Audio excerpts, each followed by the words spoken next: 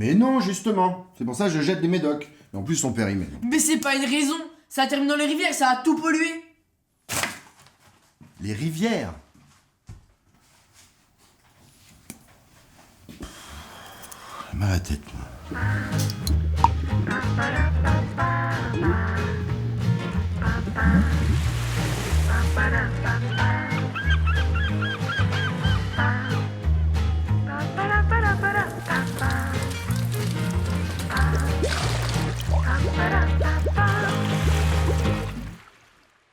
Les lieux où est prélevée l'eau en vue de la potabiliser sont choisis pour leur bonne qualité.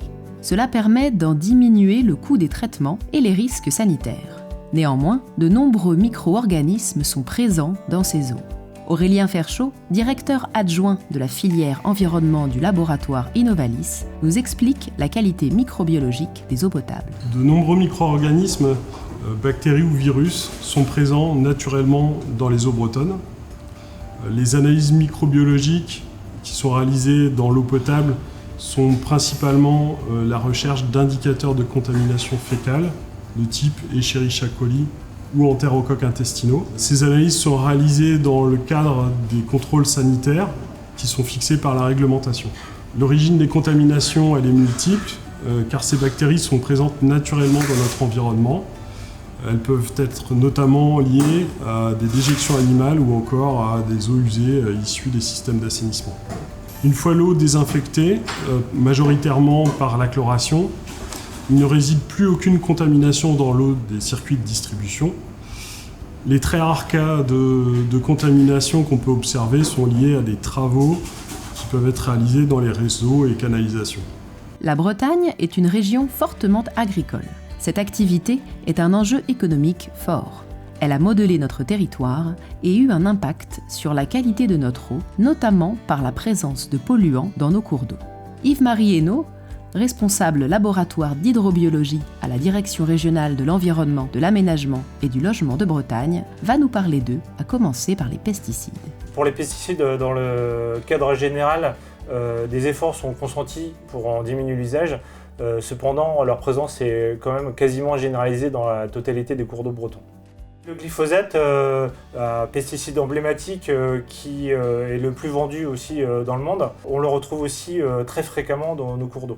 Il y a des produits phytosanitaires qui ne sont pas forcément issus du monde agricole. C'est le cas par exemple des enduits de façade qui comprennent un produit phytosanitaire qui empêche la prolifération de mousse. Il y a une migration de cette molécule vers le cours d'eau. Les nitrates, c'est un élément essentiel à la croissance des végétaux. L'agriculture s'en sert évidemment pour sa production agricole. Donc elle se retrouve dans l'eau et en grande quantité. Elle permet aussi l'apparition de vie, je dirais, non désirée. C'est le cas par exemple des algues vertes qu'on retrouve dans certaines baies bretonnes. De fortes pressions sur cet environnement perturbent et dégradent le milieu et peuvent fragiliser durablement l'écosystème.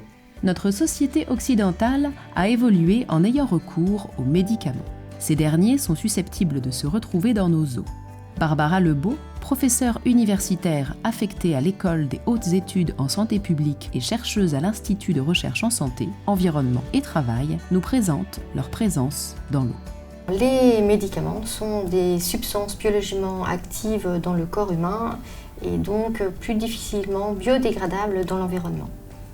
Alors pour les humains qui consomment donc ces médicaments, les résidus vont être évacués via les eaux usées et donc arriver dans les stations d'épuration où elles sont partiellement en fait éliminées.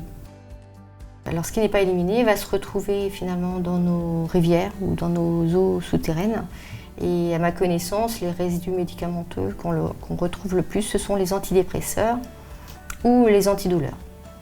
Nous sommes aussi dans une région agricole et à ce niveau-là, ce sont les élevages intensifs en fait, qui vont amener les résidus vétérinaires dans l'environnement, particulièrement lors des épandages de lisiers. Et si derrière il y a une pluie, ça va lessiver les sols et ces résidus vétérinaires vont migrer eux aussi vers nos ressources en eau, les rivières, voire même les eaux souterraines. Alors parmi ces substances que l'on retrouve le plus, ce sont les antiparasitaires ou les antibiotiques.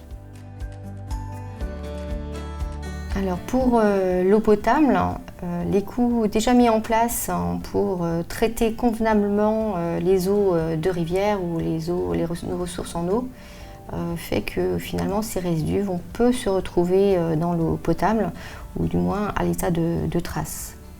Il est vrai que les eaux du robinet sont largement contrôlées en France et bien plus que les aliments en termes de nombre d'analyses.